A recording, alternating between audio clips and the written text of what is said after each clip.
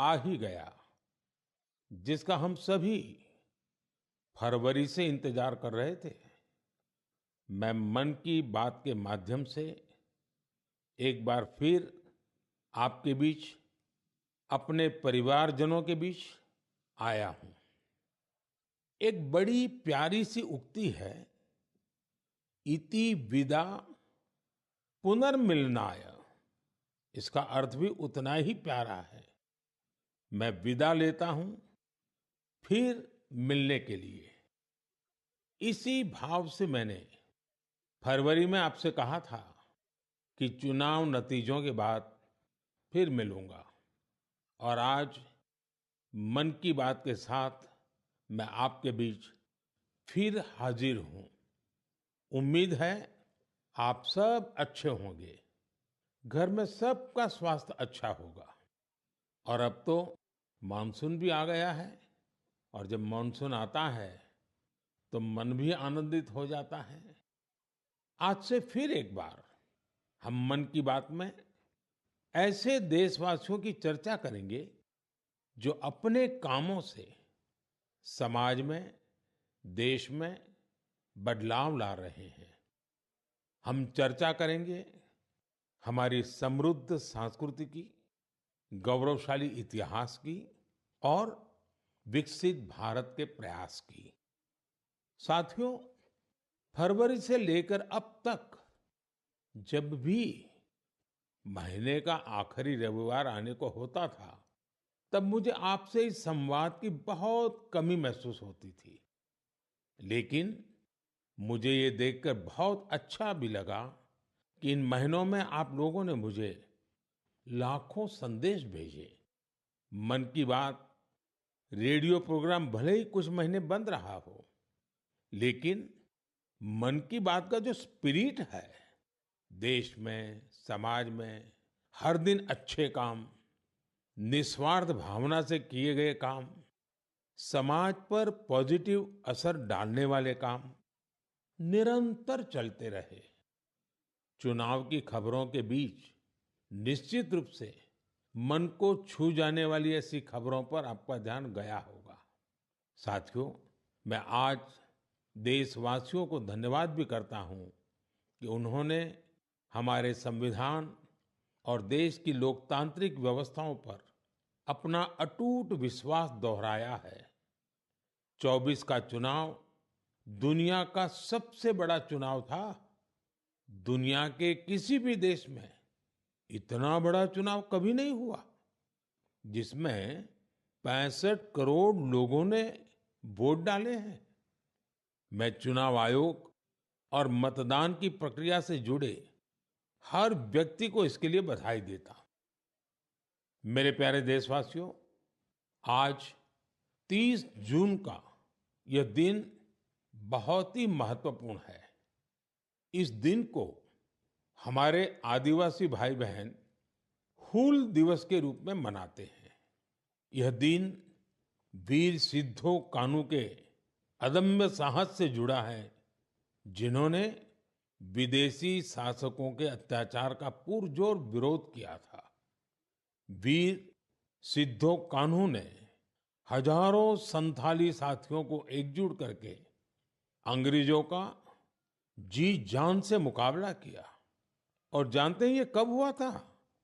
ये हुआ था 1855 में।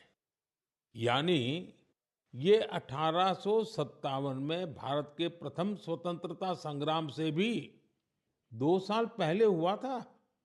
तब झारखंड के संथाल परगना में हमारे आदिवासी भाई बहनों ने विदेशी शासकों के खिलाफ हथियार उठा लिया था। हमारे संथाली भाई बहनों पर अंग्रेजों ने बहुत सारे अत्याचार किए थे।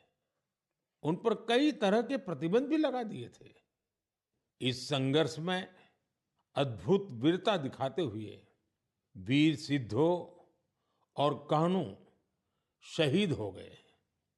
झारखंड की भूमि के इन अमर सपूतों का बलिदान आज भी देशवासियों को प्रेरित करता है। आइए सुनते हैं संथाली भाषा में इन्हें समर्पित एक गीत का अंश।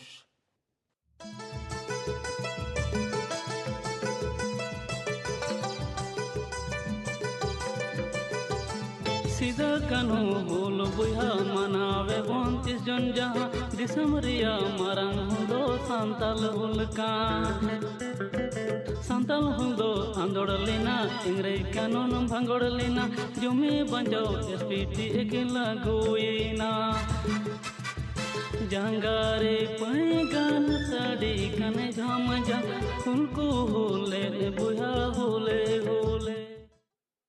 मेरे प्यारे साथियों, अगर मैं आपसे पूछूं कि दुनिया का सबसे अनमोल रिश्ता कौन सा होता है, तो आप जरूर कहेंगे माँ। हम सबके जीवन में माँ का दर्जा सबसे ऊंचा होता है। माँ हर दुख सहकर भी अपने बच्चे का पालन पोषण करती है। हर माँ अपने बच्चे पर हर स्नेह लुटाती है। जन्मदात्री माँ का ये प्यार हम सब पर एक कर्ज की तरह होता है, जिसे कोई चुका नहीं सकता। मैं सोच रहा था, हम माँ को कुछ दे तो सकते नहीं, लेकिन और कुछ कर सकते हैं क्या? इसी सोच में से इस वर्ष विश्व पर्यावरण दिवस पर एक विशेष अभियान शुरू किया गया है। इस अभियान का नाम है एक पेड़ माँ के नाम। मैंने भी एक पेड़ अपनी माँ के नाम लगाया है। मैंने सभी देशवासियों से, दुनिया के सभी देशों के लोगों से ये अपील की है कि अपनी माँ के साथ मिलकर या उनके नाम पर एक पेड़ जरूर लगाएं। और मुझे ये देखकर बहुत खुशी है कि माँ की स्मृति में या उनके सम्मान में पेड़ लगाने का अभियान तेजी से आगे बढ़ रहा है। लोग अपनी माँ के साथ या फिर उनकी फोटो के साथ पेड़ लगाने की तस्वीरों को सोशल मीडिया पर साझा कर रहे हैं। हर कोई अपनी माँ के लिए पेड़ लगा रहा है, चाहे वो अमीर हो या गरीब, चाहे वो कामकाजी महिला हो या गृहिणी। इस अभियान ने सबको माँ के प्रति अपना स्नेह जताने का समान अवसर दिया है। वो अपनी तस्वीरों को हैशटैग प्लांट फॉर मदर और हैशटैग एक पेड़ माँ के नाम, इसके साथ साझा करके दूसरों को प्रेरित कर रहे हैं। साथियों, इस अभियान का एक और लाभ होगा। धरती भी माँ के समान हमारा ख्याल रखती है। धरती माँ ही हम सबके जीवन का आधार है। इसलिए हमारा भी कर्तव्य है कि हम धरती माँ का भी ख्याल रखें। माँ के नाम पेड़ लगाने के अभियान से अपनी माँ का सम्मान तो होगा ही होगा, धरती माँ की भी रक्षा होगी। पिछले एक दशक में भारत में सबके प्रयास से वन क्षेत्र का अभूतपूर्व विस्तार हुआ है। अमृत महोत्सव के दौरान देश भर में 60,000 से ज्यादा अमृत सरोवर भी बनाए गए हैं। अब हमें ऐसे ही माँ के नाम पर पेड़ लगाने के अभियान को गति देनी है। मेरे प्यारे देशवासियों, देश के अलग अलग हिस्सों में मानसून तेजी से अपना रंग बिखेर रहा है और बारिश के इस मौसम में सबके घर में जिस चीज की खोज शुरू हो गई है वो है छाता। मन की बात में आज मैं आपको एक खास तरह के छातों के बारे में बताना चाहता हूं। ये छाते तैयार होते हैं हमारे केरला में। वैसे तो केरला की संस्कृति में छातों का विशेष महत्व है। छाते वहाँ कई परंपराओं और विधि विधान का अहम हिस्सा होते हैं। लेकिन मैं जिस छाते की बात कर रहा हूं वो है कार्थुम्बी छाते। और इन्हें तैयार किया जाता है केरला के अट्टापडी में। ये रंग बिरंगे छाते बहुत शानदार होते हैं। और खासियत ये कि इन छातों को केरला की हमारी आदिवासी बहनें तैयार करती हैं। आज देश भर में इन छातों की मांग बढ़ रही है। इनकी ऑनलाइन बिक्री भी हो रही है। इन छातों को वट्टालक्की सहकारी कृषि सोसाइटी की देखरेख में बनाया जाता है। इस सोसाइटी का नेतृत्व हमारी नारी शक्ति के पास है। महिलाओं के नेतृत्व में अट्टापडी के आदिवासी समुदाय ने एंटरप्रेन्योरशिप की अद्भुत मिसाल पेश की है। इस सोसाइटी ने एक बैम्बू हैंडीक्राफ्ट यूनिट की भी स्थापना की है। अब ये लोग एक रिटेल आउटलेट और एक पारंपरिक कैफे खोलने की भी तैयारी में है। इनका मकसद सिर्फ अपने छाते और अन्य उत्पाद बेचना ही नहीं है, बल्कि ये अपनी परंपरा, अपनी संस्कृति से भी दुनिया को परिचित करा रहे हैं। आज कार्थुम्बी छाते केरला के एक छोटे से गांव से लेकर मल्टीनेशनल कंपनियों तक का सफर पूरा कर रहे हैं। लोकल के लिए वोकल होने का इससे बेहतरीन उदाहरण और क्या होगा। मेरे प्यारे देशवासियों, अगले महीने इस समय तक पेरिस ओलंपिक शुरू हो चुके होंगे। मुझे विश्वास है कि आप सब भी ओलंपिक खेलों में भारतीय खिलाड़ियों का उत्साह बढ़ाने का इंतजार कर रहे होंगे। मैं भारतीय दल को ओलंपिक खेलों की बहुत बहुत शुभकामनाएं देता हूं। हम सबके मन में टोक्यो ओलंपिक की यादें अब भी ताजा हैं। टोक्यो में हमारे खिलाड़ियों के प्रदर्शन ने हर भारतीय का दिल जीत लिया था। टोक्यो ओलंपिक के बाद से ही हमारे एथलीट्स पेरिस ओलंपिक की तैयारियों में जी जान से जुटे हुए थे। सभी खिलाड़ियों को मिला दे तो इन सब ने करीब 900 इंटरनेशनल कंपटीशन में हिस्सा लिया है। ये काफी बड़ी संख्या है। साथियों, पेरिस ओलंपिक में आपको कुछ चीजें पहली बार देखने को मिलेगी। शूटिंग में हमारे खिलाड़ियों की प्रतिभा निखर कर सामने आ रही है। टेबल टेनिस में मेन और विमेन दोनों टीमें क्वालिफाई कर चुकी हैं। भारतीय शॉटगन टीम में हमारी शूटर बेटियां भी शामिल है। इस बार कुश्ती और घुड़सवारी में हमारे दल के खिलाड़ी उन कैटेगरीज में भी compete करेंगे जिनमें पहले वे कभी शामिल नहीं रहे।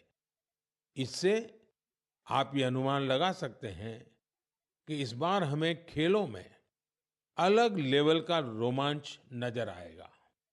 आपको ध्यान होगा, कुछ महीने पहले वर्ल्ड पारा एथलेटिक्स चैंपियनशिप में हमारी बेस्ट परफॉर्मेंस रही है।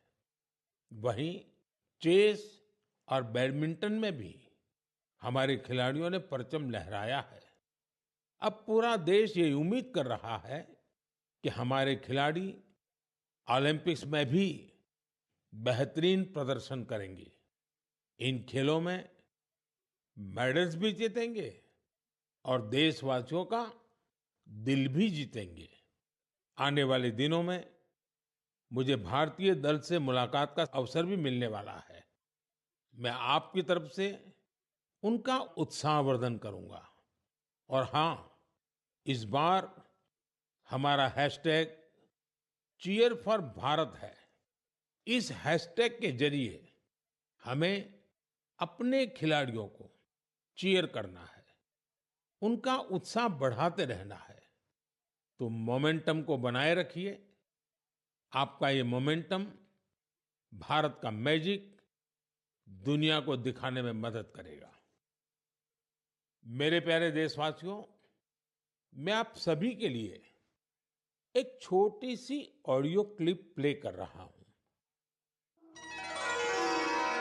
रेडियो क्वेट एफएम 93.3 से हिंदी शो नमस्ते कुवैत।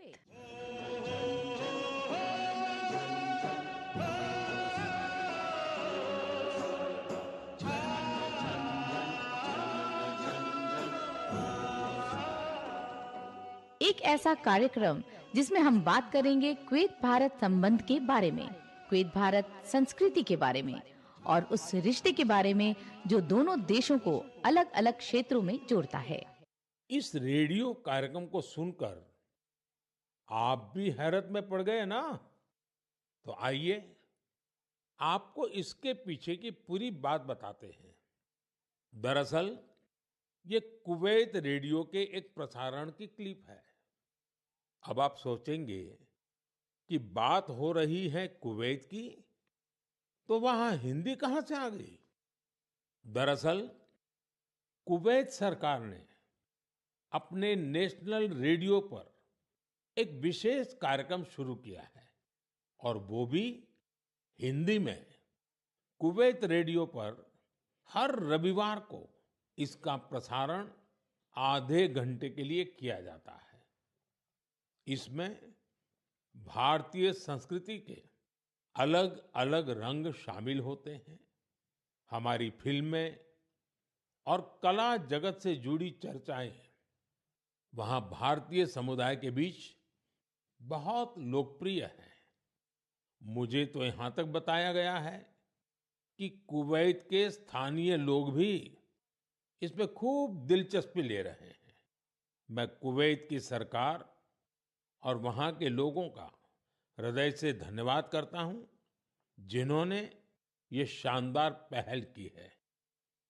साथियों, आज दुनिया भर में हमारी संस्कृति का जिस तरह गौरवगान हो रहा है, उससे किस भारतीय को खुशी नहीं होगी? अब जैसे तुर्कमेनिस्तान में इस साल मई में वहां के राष्ट्रीय कवि की 300वीं जन्म जयंती मनाई गई। इस अवसर पर तुर्कमेनिस्तान के राष्ट्रपति ने दुनिया के 24 प्रसिद्ध कवियों की प्रतिमाओं का अनावरण किया। इनमें से एक प्रतिमा गुरुदेव रविंद्रनाथ टैगोर जी की भी है। ये गुरुदेव का सम्मान है, भारत का सम्मान है। इसी तरह जून के महीने में दो कैरेबियाई देश सूरीनाम और सेंट विंसेंट एंड द ग्रेनाडीज ने अपने इंडियन हेरिटेज को पूरे जोश और उत्साह के साथ सेलिब्रेट किया। सूरीनाम में हिंदुस्तानी समुदाय हर साल 5 जून को इंडियन अराइवल डे और प्रवासी दिन के रूप में मनाता है। यहाँ तो हिंदी के साथ ही भोजपुरी भी खूब बोली जाती है। सेंट विंसेंट एंड द ग्रेनाडीज में रहने वाले हमारे भारतीय मूल के भाई बहनों की संख्या भी करीब 6000 है। उन सबको अपनी विरासत पर बहुत गर्व है। 1 जून को इन सब ने इंडियन अराइवल डे को जिस धूमधाम से मनाया, उससे उनकी ये भावना साफ झलकती है। दुनिया भर में भारतीय विरासत और संस्कृति का जब ऐसा विस्तार दिखता है, तो हर भारतीय को गर्व होता है। साथियों, इस महीने पूरी दुनिया ने 10वें योग दिवस को भरपूर उत्साह और उमंग के साथ मनाया है। मैं भी जम्मू कश्मीर के श्रीनगर में आयोजित योग कार्यक्रम में शामिल हुआ था। कश्मीर में युवाओं के साथ साथ बहनों बेटियों ने भी योग दिवस में बढ़ चढ़ करके हिस्सा लिया। जैसे जैसे योग दिवस का आयोजन आगे बढ़ रहा है, नए नए रिकॉर्ड्स बन रहे हैं। दुनिया भर में योग दिवस ने कई शानदार उपलब्धियां हासिल की हैं। सऊदी अरब में पहली बार एक महिला अल हनौफ साद जी ने कॉमन योगा प्रोटोकॉल को लीड किया। ये पहली बार है जब किसी सऊदी महिला ने किसी मेन योगा सेशन को इंस्ट्रक्ट किया हो। इजिप्ट में इस बार योग दिवस पर एक फोटो कंपटीशन का आयोजन किया गया। नील नदी के किनारे, रेड सी के बीचेस पर और पिरामिडों के सामने योग करते लाखों लोगों की तस्वीरें बहुत लोकप्रिय हुई। अपने मार्बल बुद्धा स्टैचू के लिए प्रसिद्ध म्यांमार का मारा विजया पैगोडा कॉम्प्लेक्स दुनिया में मशहूर है। यहाँ भी 21 जून को शानदार योगा सेशन का आयोजन हुआ। बहरीन में दिव्यांग बच्चों के लिए एक स्पेशल कैंप का आयोजन किया गया। श्रीलंका में यूनेस्को हेरिटेज साइट के लिए मशहूर गोल्फ फोर्ट में एक यादगार योगा सेशन हुआ। अमेरिका के न्यूयॉर्क में ऑब्जर्वेशन डेक पर भी लोगों ने योग किया। मार्शल आइलैंड पर भी पहली बार बड़े स्तर पर हुए योग के कार्यक्रम में यहाँ के राष्ट्रपति जी ने भी हिस्सा लिया। भूटान के थिम्पू में भी एक बड़ा योग दिवस का कार्यक्रम हुआ, जिसमें मेरे मित्र प्रधानमंत्री टोबगे भी शामिल हुए। यानी दुनिया के कोने कोने में योग करते लोगों के विहंगम दृश्य हम सब ने देखे। मैं योग दिवस में हिस्सा लेने वाले सभी साथियों का हृदय से आभार व्यक्त करता हूं। मेरा आपसे एक पुराना आग्रह भी रहा है। हमें योग को केवल एक दिन का अभ्यास नहीं बनाना है। आप नियमित रूप से योग करें।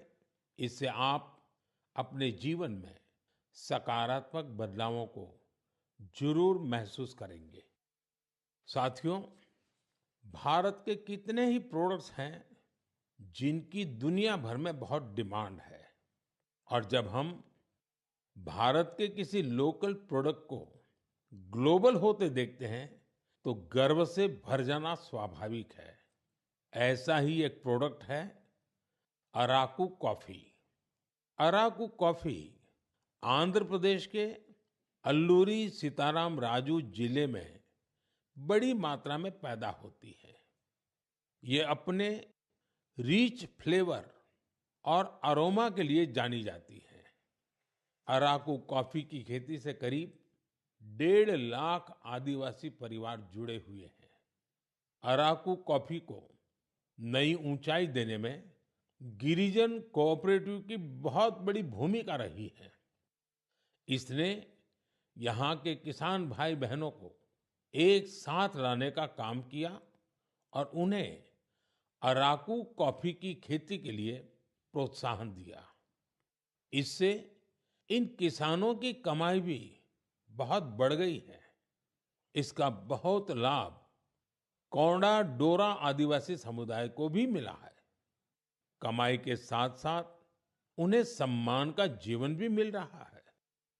मुझे याद है, एक बार विशाखापत्तनम में आंध्र प्रदेश के मुख्यमंत्री चंद्रबाबू नायडू गारू के साथ मुझे इस कॉफी का स्वाद लेने का मौका मिला था। इसके टेस्ट की तो पूछिए ही मत, कमाल की होती है ये कॉफी। अराकू कॉफी को कई ग्लोबल अवार्ड्स मिले हैं। दिल्ली में हुई G20 समिट में भी कॉफी छाई हुई थी। आपको जब भी अवसर मिले, आप भी अराकू कॉफी का आनंद जरूर लें। साथियों, लोकल प्रोडक्ट को ग्लोबल बनाने में हमारे जम्मू कश्मीर के लोग भी पीछे नहीं हैं।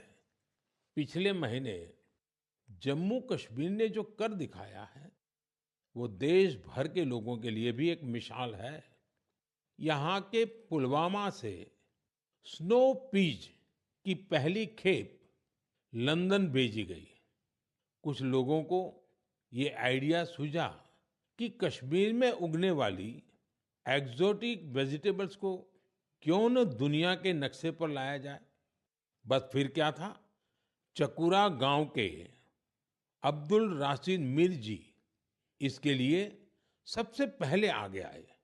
उन्होंने गांव के अन्य किसानों की जमीन को एक साथ मिलाकर स्नो पीज उगाने का काम शुरू किया और देखते ही देखते स्नो पीज कश्मीर से लंदन तक पहुंचने लगी। इस सफलता ने जम्मू कश्मीर के लोगों की समृद्धि के लिए नए द्वार खोले हैं। हमारे देश में ऐसे यूनिक प्रोडक्ट्स की कमी नहीं है। आप ऐसे प्रोडक्ट्स को #माइप्रोडक्ट के साथ जरूर शेयर करें। मैं इस विषय पर आने वाले मन की बात में भी चर्चा करूंगा। मम प्रियाः देशवासिनः अद्य अहम किंचित चर्चा संस्कृत भाषायाम आरभे। आप सोच रहे होंगे कि मन की बात में अचानक संस्कृत में क्यों बोल रहा हूं।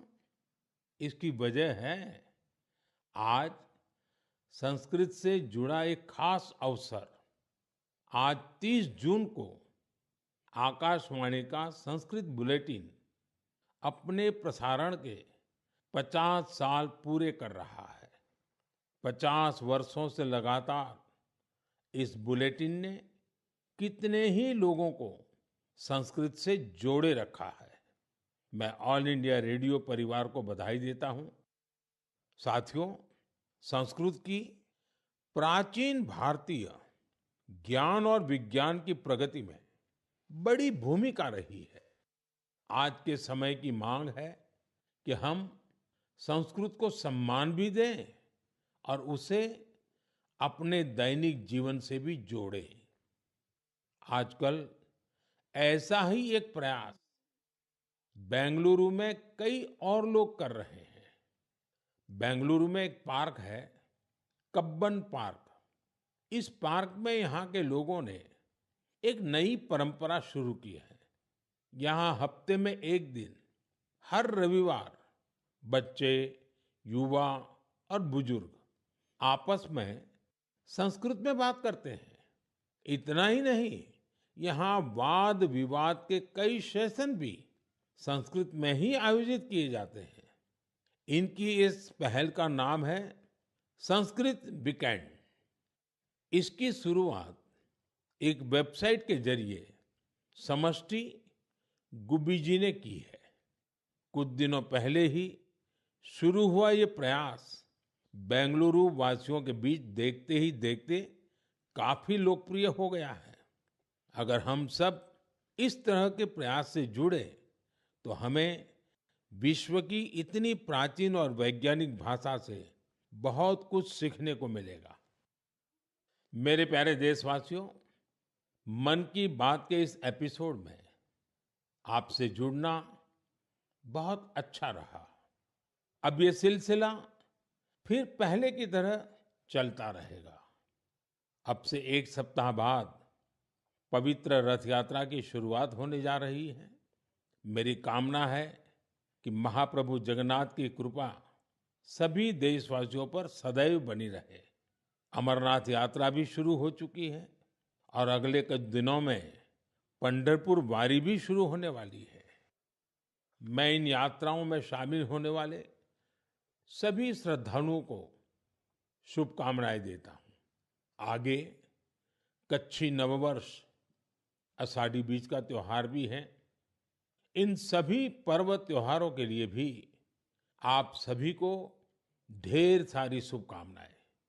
मुझे विश्वास है कि पॉजिटिविटी से जुड़े जन भागीदारी के ऐसे प्रयासों को आप मेरे साथ अवश्य शेयर करते रहें। मैं अगले महीने आपके साथ फिर से जुड़ने की प्रतीक्षा कर रहा हूं। तब तक आप अपना भी, अपने परिवार का ध्यान रखिए। बहुत बहुत धन्यवाद। नमस्कार।